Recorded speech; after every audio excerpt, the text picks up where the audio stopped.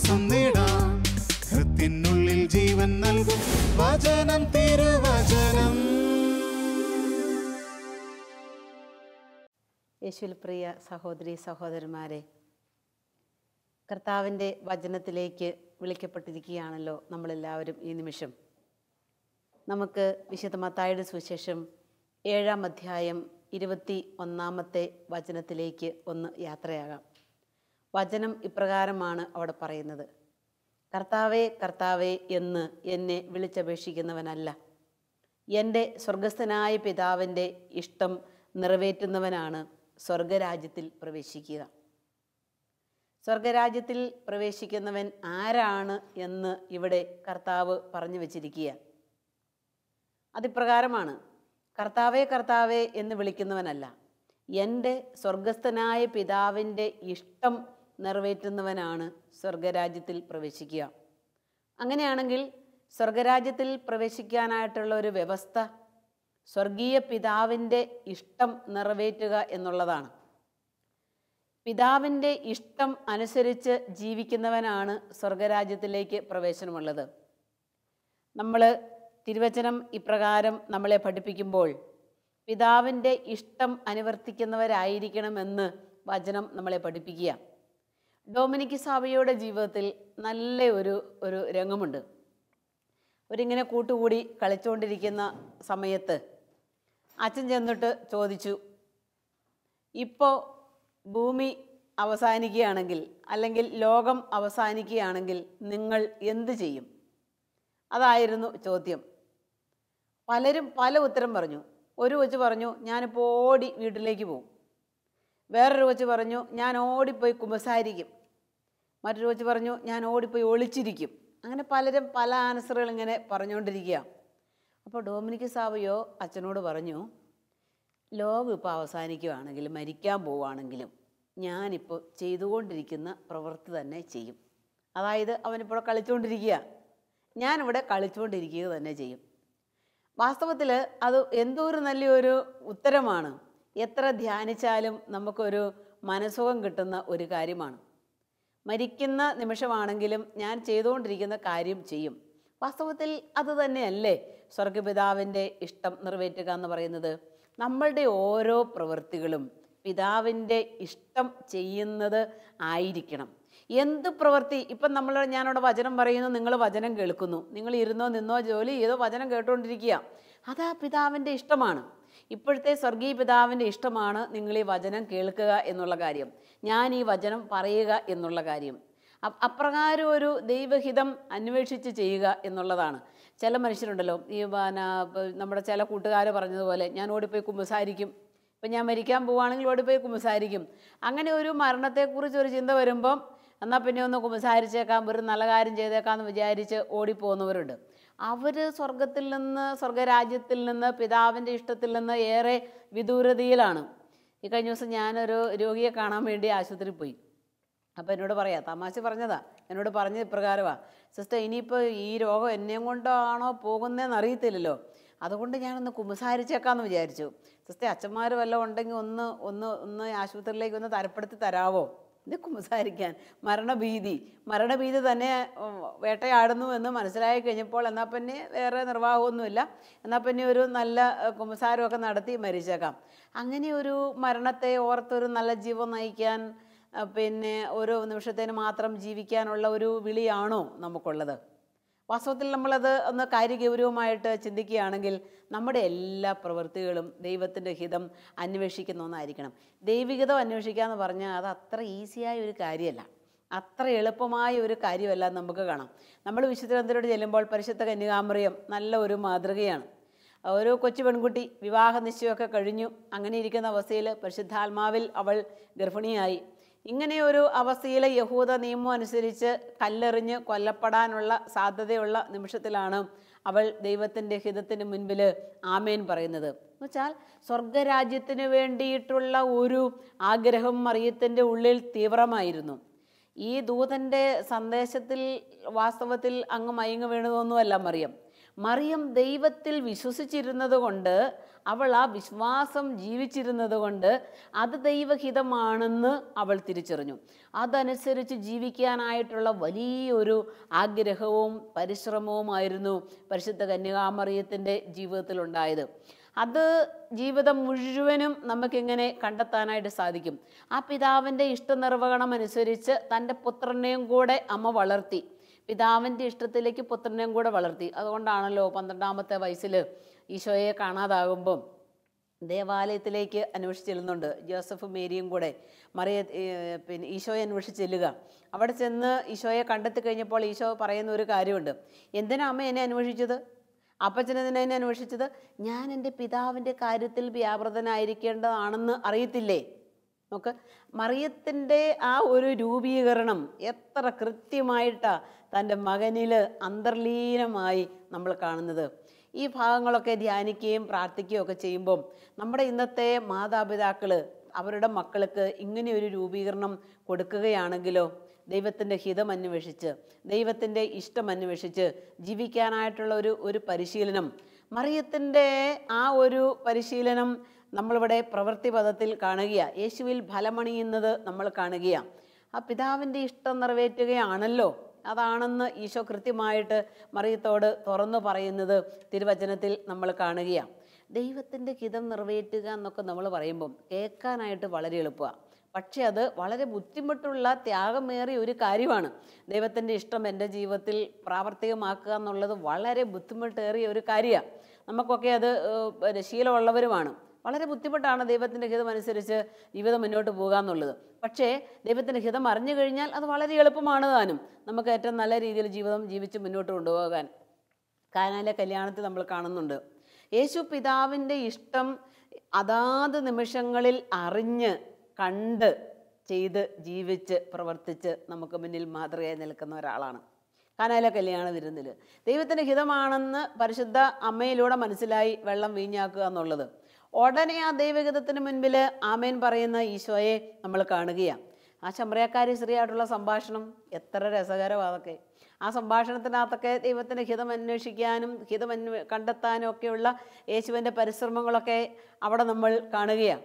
പിന്നെ കുറച്ചുകൂടെ നല്ല രീതിയിൽ നമ്മൾക്കിത് കാണാൻ ഗദസമനയിലേക്ക് ഒന്ന് യാത്രയായാൽ മതി.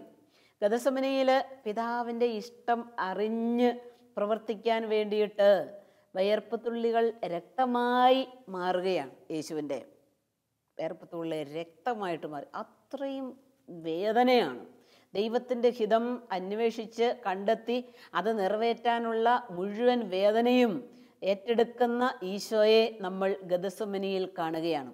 അപ്പോൾ ദൈവഹിതം അന്വേഷിക്കാൻ കണ്ടെത്താനുള്ള ഏക മാർഗം എന്ന് പറയുന്നത് പ്രിയപ്പെട്ട സഹോദര സഹോദരി, അത് പ്രാർത്ഥനയാണ്.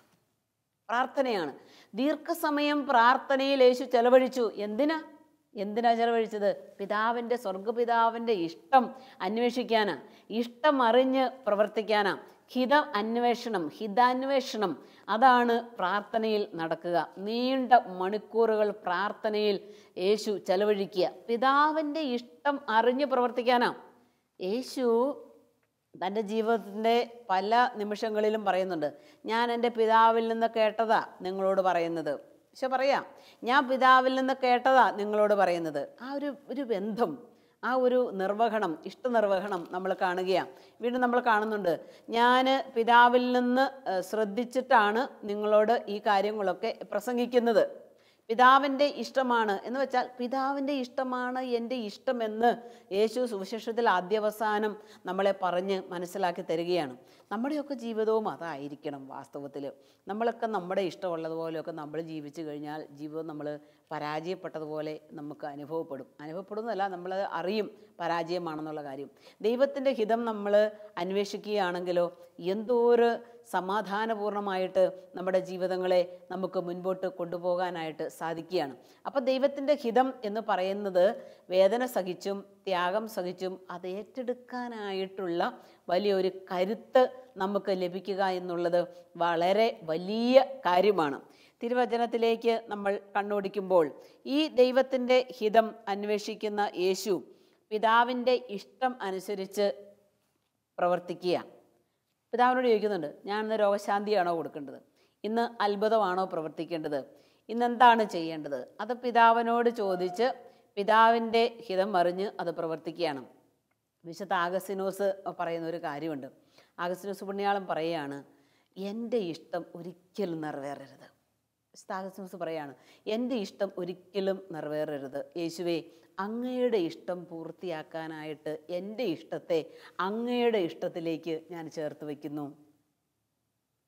പിതാവിൻ്റെ ഇഷ്ടം നിറവേറ്റാനായിട്ട് എൻ്റെ ഇഷ്ടം ഒരിക്കലും നിറവേറരുത്. യേശുവിൻ്റെ ഇഷ്ടം എൻ്റെ ജീവിതത്തിൽ നിറവേറണം. അതുകൊണ്ട് എൻ്റെ ഇഷ്ടത്തെ യേശുവേ നിൻ്റെ ഇഷ്ടത്തിലേക്ക് ഞാൻ സമർപ്പിക്കുകയാണ്. കഴിഞ്ഞ ദിവസം എൻജിനീയറിങ്ങിന് പഠിക്കുന്ന ഒരു യുവ സഹോദരൻ പ്രാർത്ഥിക്കാനായിട്ട് വന്നപ്പം ആ കുഞ്ഞ് പറയാണ്, അവന് ഈ എൻജിനീയറിംഗ് ഒന്നും വലിയ ഇഷ്ടമുള്ള കാര്യമൊന്നുമല്ല. അത്യാവശ്യം എന്തെങ്കിലും ഒരു ചെറിയ പണി പഠിച്ച് ഒരു ചെറിയ ജോലി ചെയ്ത് ബാക്കി ഈശോയ്ക്ക് വേണ്ടി ജീവിക്കണം എന്നുള്ള ഒരു ആശ ആഗ്രഹമുള്ള ഒരു പയ്യനായിരുന്നു. പക്ഷെ അവൻ്റെ അപ്പച്ചനും അമ്മച്ചിയൊക്കെ നല്ല പ്രാർത്ഥിക്കുന്ന മനുഷ്യരാണ്.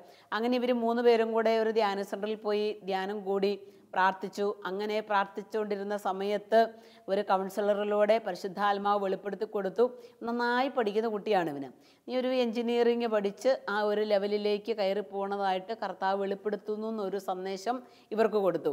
അതുകൊണ്ട് ഈ കുഞ്ഞെന്തിയെ അവൻ്റെ ഇഷ്ടത്തെ അവനങ്ങ് മാറ്റിവെച്ചു. അവൻ അതുവരെ ഇഷ്ടം ചെറിയ എന്തെങ്കിലും ഒരു ജോലി പഠിച്ച് ഒരു ജീസസ് യൂത്തായിട്ട് ജീവിച്ച് കർത്താവിന് വേണ്ടി കുറേ കാര്യങ്ങളൊക്കെ ചെയ്യുക എന്നുള്ള ഒരു ആഗ്രഹക്കാരനായിരുന്നു. പക്ഷെ ആ കൊച്ചു പറയാണ്, ഞാൻ എൻ്റെ ഇഷ്ടം അങ്ങോട്ട് മാറ്റിവെച്ചു.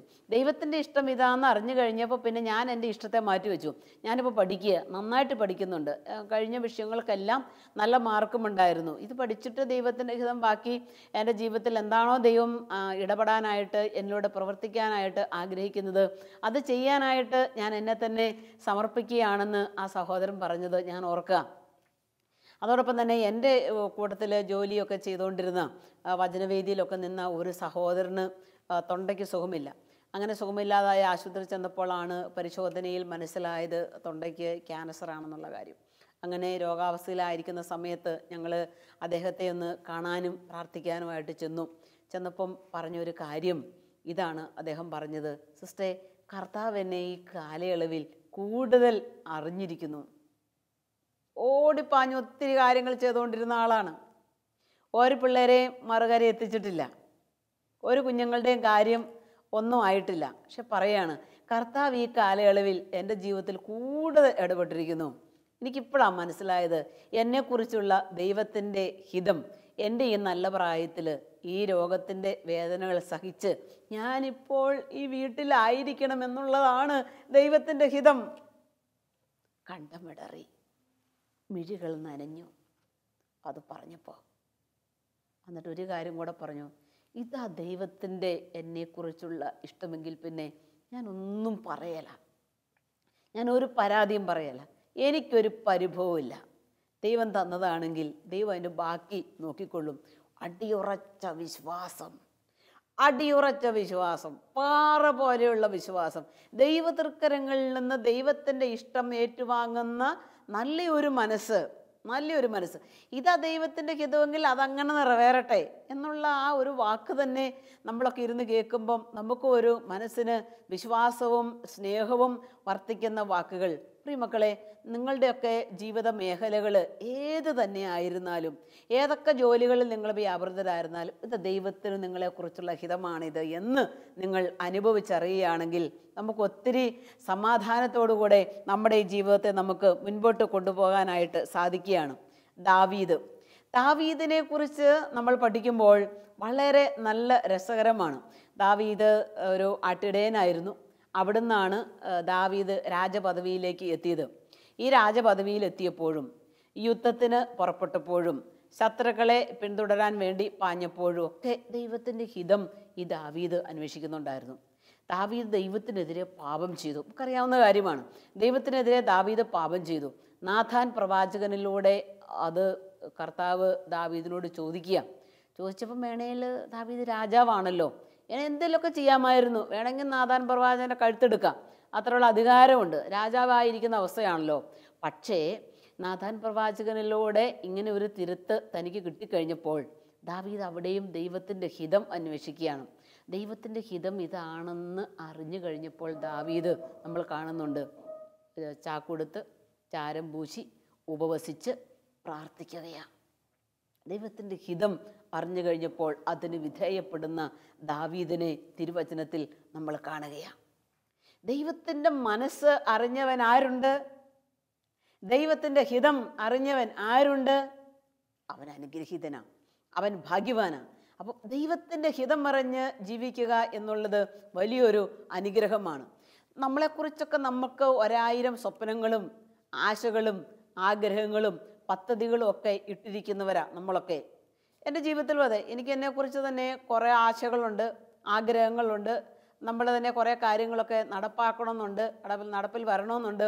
അങ്ങനെയൊക്കെ ഇരിക്കുമ്പോഴായിരിക്കും അതിൻ്റെയൊക്കെ വിരുദ്ധമായിട്ടൊരു കാര്യങ്ങൾ നമ്മുടെ ജീവിതത്തിലേക്ക് കടന്നു വരിക, അല്ലെങ്കിൽ ഒരു സന്ദേശം എന്ന വണ്ണം ദൈവത്തിൻ്റെ ഹിതം നമുക്ക് വെളിപ്പെടുത്തുക. അപ്പോൾ അതിനോട് ചേരാനായിട്ട് നമുക്ക് കഴിയാൻ ഒരു മനസ്സുണ്ടെങ്കിൽ നമുക്ക് വളരെ എളുപ്പമായി. ദൈവത്തിൻ്റെ മനസ്സ് അറിഞ്ഞ് ജീവിക്കുക വളരെ നല്ല കാര്യമാണ്. വിശുദ്ധ ഇഗ്നേഷ്യസ് പറയുന്ന ഒരു കാര്യമുണ്ട്. കർത്താവേ, അങ്ങയുടെ മനസ്സ് എനിക്ക് വെളിപ്പെടുത്തി തരണം. എന്തിനാ? എന്നെക്കുറിച്ച് അവിടുത്തെ ഹിതം എന്താണെന്ന് എനിക്ക് വെളിപ്പെടുത്തി തരണം. അത് മാത്രം ഞാൻ ചെയ്യട്ടെ. ഇഗ്നേഷ്യസ് പ്രാർത്ഥിക്കുകയാണ്, അത് മാത്രം ഞാൻ ചെയ്യട്ടെ, നിൻ്റെ ഇഷ്ടം മാത്രം ഞാൻ ചെയ്യട്ടെ. അതെന്തും ആയിക്കൊള്ളട്ടെ, ദൈവത്തിൻ്റെ ഇഷ്ടം അത് ചെയ്യാൻ ഞാൻ റെഡിയാണ്. കഴിഞ്ഞ ദിവസം ഞങ്ങൾ ഒരു ട്രെയിൻ യാത്രയ്ക്ക് വേണ്ടി റെയിൽവേ സ്റ്റേഷനിൽ വെയിറ്റ് ചെയ്യുമ്പോൾ അവിടെ ഇങ്ങനെ അടിച്ചു വാരിക്കൊണ്ടിരിക്കുന്ന ഒരു സ്ത്രീയെ അങ്ങനെ അടിച്ചു വാരുന്നു, തുടയ്ക്കുന്നു, അങ്ങനെ പല പ്രവർത്തികൾ ചെയ്തുകൊണ്ടിരിക്കുക. അപ്പോൾ സ്ത്രീ ഓടി വന്നിട്ട് എന്നോട് ചോദിച്ചു, സിസ്റ്റർ എന്നെ അറിയുമോ എന്ന് ചോദിച്ചു. അപ്പോൾ എനിക്ക് പെട്ടെന്ന് പിടികിട്ടിയില്ല. ഞാൻ പരിങ്ങി പറഞ്ഞു, എനിക്ക് ഒരു പരിചയം പെട്ടെന്ന് വരുന്നില്ലല്ലോ, ആരാന്ന് പറയാവോ? അപ്പോൾ എന്നോട് പറഞ്ഞു, സിസ്റ്റർ ഞാൻ അവിടെ വന്ന് ധ്യാനിച്ചിട്ട് പോകുന്ന ആളാണ്. 2 മാസം മുന്നേ ഞാനവിടെ വന്ന് ധ്യാനിച്ചിട്ട് പോകുന്ന ആളാണ്. എനിക്കൊരു ജോലിയില്ലാതെ ഞാനിങ്ങനെ വിഷമിച്ചിരിക്കുകയായിരുന്നു, എന്തെങ്കിലും ഒരു ജോലി കിട്ടണമെന്ന്. അങ്ങനെ അവിടെ ഇവിടെയൊക്കെ കുറേ അപേക്ഷകളൊക്കെ ജോലിക്ക് കൊടുത്തിട്ടുണ്ടായിരുന്നു. ധ്യാനവും പ്രാർത്ഥനയൊക്കെ കഴിഞ്ഞ് വീട്ടിലെത്തിയപ്പോഴാണ് എനിക്ക് ഇങ്ങനെ ഈ റെയിൽവേ സ്റ്റേഷനിൽ ഇങ്ങനെ ഒരു ജോലി കിട്ടിയത്. ഒരു നല്ല ജോബാണല്ലോ എന്ന് വിചാരിച്ച് ഞാൻ ജോലി എടുത്തപ്പം ചേട്ടൻ പറഞ്ഞു, നാണമല്ലേടി, നാണക്കേടല്ലേടി, എത്രയോ മനുഷ്യർ കാണും അവിടെ പോയി കിടന്ന് ഇങ്ങനെ അടിച്ചു വാരുന്നതും വേസ്റ്റ് പറക്കുന്നതും ഒക്കെ. അതുകൊണ്ട് ഭർത്താവ് പറഞ്ഞു, ആ ജോലിക്ക് അങ്ങനെ പോകണമെന്ന് ഒന്നുമില്ല, അത് പോകണ്ട എന്നുള്ള രീതിയിൽ ഈ സ്ത്രീയെ നിരുത്സാഹപ്പെടുത്തി. പക്ഷേ ഈ സ്ത്രീ എന്ത് ചെയ്തു? ഈ കിട്ടിയ ജോലി വെച്ച് തമ്പുരാൻ്റെ സന്നിധിയിൽ ഒന്ന് സമർപ്പിച്ചു, ദൈവത്തോട് പ്രാർത്ഥിച്ചു. എൻ്റെ സഹോദരി പറയാണ്, ഒരു ദിവസം ഫുള്ള് ഈ കിട്ടിയ ജോലിയെ ഓർത്ത് തമ്പുരാൻ്റെ സന്നിധിയിൽ പ്രാർത്ഥിച്ചപ്പോൾ ഭർത്താവ് പറഞ്ഞ വാക്കുകളൊക്കെ മനസ്സിൽ കിടപ്പുണ്ട്. മറ്റുള്ളവർ കാണുകയല്ലേ, നാണക്കേടല്ലേ, ഈ ജോലിക്ക് പോകണോ, റെയിൽവേ സ്റ്റേഷൻ അടിച്ചു വാരാൻ, ഒരു പരസ്യമായ ജോലി തന്നെയാണല്ലോ അത്. അങ്ങനെ ഇത് വെച്ച് പ്രാർത്ഥിച്ചുകൊണ്ടിരിക്കുന്ന സമയത്ത് ഈ സഹോദരി പറയാണ്, ദൈവത്തിൻ്റെ ശബ്ദം ആ സഹോദരി കേട്ടു, നീ ആ ജോലി ചെയ്തെന്നോർത്ത് ഒന്നും നിനക്ക് സംഭവിക്കാൻ പോകുന്നില്ല. ആ സഹോദരി പറയാ, നീ ജോലി ചെയ്തെന്നോർത്ത് ഒന്നും നിനക്ക് സംഭവിക്കാൻ പോകുന്നില്ല. ഒരു ശക്തി കിട്ടിയതുപോലെ പ്രാർത്ഥന കഴിഞ്ഞ് ഈ സഹോദരി എഴുന്നേറ്റു. ഭർത്താവിനോട് പറഞ്ഞു, ഞാൻ നാളെ തൊട്ട് ജോലിക്ക് പോവാ കേട്ടോ. ഭർത്താവ് പറഞ്ഞു, നിനക്ക് അതിനോട് താല്പര്യമാണെങ്കിൽ ആയിക്കോട്ടെ. അങ്ങനെ ആ ജോലി ഏറ്റെടുത്ത് ചെയ്തുകൊണ്ടിരിക്കുമ്പോഴാണ് ഞങ്ങൾ തമ്മിലുള്ള ഈ കണ്ടുമുട്ടൽ അവിടെ നടന്നത്. എന്തോ ഒരു ദൈവത്തിൻ്റെ ഹിതം അറിയാൻ ഒരു ദിവസമോ അല്ലെങ്കിൽ 2 ദിവസമോ അല്ലെങ്കിൽ ഒരു മാസമോ ഒരു വർഷമൊക്കെ പ്രാർത്ഥിക്കുന്നവരും ജീവിതത്തിൻ്റെ ത്യാഗങ്ങൾ ഏറ്റെടുക്കുന്നവരും ഒക്കെയുണ്ട്. പ്രിയപ്പെട്ടവരെ, ദൈവത്തിൻ്റെ ഇഷ്ടം അനുസരിച്ച് ജീവിക്കുക എന്നുള്ളത് വലിയൊരു അനുഗ്രഹമാണ്. നമ്മുടെയൊക്കെ ജീവിതത്തിൻ്റെ വലിയൊരു ഭാഗ്യമാണ് ദൈവത്തിൻ്റെ ഹിതം അന്വേഷിച്ച് ചോദിക്കുക എന്നുള്ള കാര്യം. ഈ ദൈവത്തിൻ്റെ ഹിതം നമ്മൾ അറിയുമ്പോൾ നമ്മുടെ സ്വന്തം ഇഷ്ടങ്ങൾ ചിലപ്പോൾ മാറ്റിവെക്കേണ്ടതായിട്ട് വരും. നമ്മുടെ സ്വന്തം ആശയങ്ങളും സ്വന്തം വിചാരങ്ങളും ഒക്കെ നമ്മൾ മാറ്റിവെക്കേണ്ടതായിട്ട് വരും. ചിലരൊക്കെ പ്രാർത്ഥിക്കാൻ വരുമ്പോൾ ചോദിക്കും, സിസ്റ്റേ ഒന്ന് പ്രാർത്ഥിച്ചിട്ട് പറയാവോ ഇത് ദൈവഹിതമാണോ എന്ന്? പലരും ചോദിക്കുന്ന ഒരു ചോദ്യമാണ്, സിസ്റ്റർ ഒന്ന് പ്രാർത്ഥിച്ചിട്ട് പറയാവോ ഇത് ദൈവഹിതമാണോ എന്ന്. അപ്പം ഞാൻ അവരോട് ചോദിക്കുന്നൊരു ചോദ്യമുണ്ട്, നിങ്ങൾ ദൈവത്തിന് സ്വയം സമർപ്പിച്ചൊന്നുമില്ല സിസ്റ്റർ, ദൈവത്തിന് ഇഷ്ടമാണെങ്കിൽ പിന്നെ അങ്ങ് ചെയ്താൽ മതിയല്ലോ എന്നുള്ളതാണ്. സമർപ്പിക്കാതെ തന്നെ ദൈവത്തിൻ്റെ ഹിതം അന്വേഷിച്ചാൽ നമുക്കത് വെളിപ്പെടുത്തി കിട്ടുകയില്ല. ചില മനുഷ്യരങ്ങനെയാണ്, ഇത് ഹിതമാണോ ചോദിച്ച് നടക്കുകയുള്ളൂ. ദൈവത്തിന് സ്വയം നമ്മളെ സമർപ്പിക്കേണ്ട എന്താണ്? ഞാനിപ്പോൾ ചെയ്തുകൊണ്ടിരിക്കുന്ന എൻ്റെ ജോലി, എൻ്റെ അവസ്ഥ, എൻ്റെ ജീവിത സാഹചര്യങ്ങൾ, അതെല്ലാം കർത്താവിൻ്റെ കരങ്ങളിലേക്ക് സമ്പൂർണ്ണമായിട്ട് നമ്മൾ സമർപ്പിച്ച് കഴിഞ്ഞിട്ട് വേണം അവിടത്തോട് ചോദിക്കാൻ, ഇത് നിൻ്റെ ഇഷ്ടമാണോ എന്നുള്ള കാര്യം. അങ്ങനെയാണെങ്കിൽ കർത്താവ് നമുക്ക് അത് പറഞ്ഞു തരും. ദൈവത്തിൻ്റെ ഹിതം അന്വേഷിച്ച് നമുക്ക് നല്ല രീതിയിൽ പ്രവർത്തിക്കാനായിട്ടുള്ള രണ്ടാമത്തെ വഴി എന്ന് പറയുന്നത് വചനം അനുസരിക്കുക എന്നുള്ളതാണ്. വചനത്തിൽ പറയുന്നുണ്ട് നമ്മൾ എന്താ ചെയ്യേണ്ടത്, എന്താ ദൈവത്തിൻ്റെ ഹിതം, എങ്ങനെയാണ് നമ്മൾ മുൻപോട്ട് പോകേണ്ടതെന്ന് വചനം പറയുന്നുണ്ട്. 1 മൈൽ ദൂരം പോകാൻ ആഗ്രഹിക്കുന്നവനോട് കൂടെ 2 മൈൽ ദൂരം നീ പോകണം നിന്റെ ഒരു കരണത്ത് അടിക്കുന്നവന് മറ്റേ കർണം കൂടെ നീ കാണിച്ചു കൊടുക്കണം. നിന്നിൽ നിന്ന് അപകരിച്ച സാധനങ്ങൾ എടുത്തുകൊണ്ട് പോണവരോട് നീ ഒന്നും തിരികെ ചോദിക്കരുത്. ഇതൊക്കെ ദൈവത്തിൻ്റെ ഇഷ്ടം.